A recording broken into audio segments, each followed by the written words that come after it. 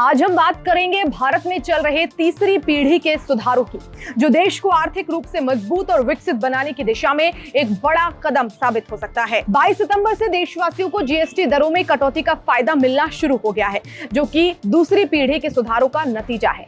लेकिन अभी रुकने का समय नहीं है। आर्थिक विकास के लिए तीसरी पीढ़ी के सुधार बेहद जरूरी है। तो चलिए जानते हैं कि ये सुधार कौन कौन से हैं और क्यों हैं ये भारत के विकास के लिए इतने अहम। पहला है न्यायिक सुधार। भारत में अदालतों में करोड़ों मामले लंबित हैं। इससे निवेशकों का भरोसा कम होता है। अगर न्याय समय पर मिले तो कारोबार आसान होगा और इसके लिए डिजिटल फाइलिंग, फास्ट ट्रैक अदालतें और मध्यस्थता जैसे कदम जरूरी है, जैसे सिंगापुर और ब्रिटेन में हो रहा है। दूसरा है श्रम सुधार। भारत के जटिल श्रम कानून कंपनियों को नए कर्मचारियों को नियुक्त करने से रोकते हैं, जबकि कामगारों को सुरक्षा नहीं मिल पाती। चीन और जर्मनी जैसे देशों के मॉडल से सीखकर कामगारों को सुरक्षा के साथ रोजगार के बेहतर अवसर देने होंगे।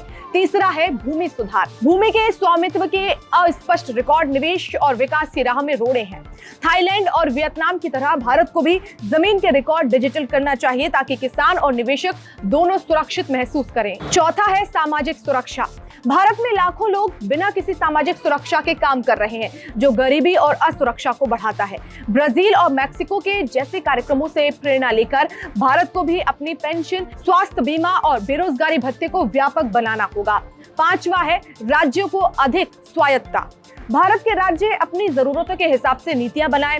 इसके लिए उन्हें ज्यादा वित्तीय और कानूनी आजादी चाहिए। अमेरिका और चीन के मॉडल की तरह भारत को भी राज्यों को नवाचार की छूट देनी होगी।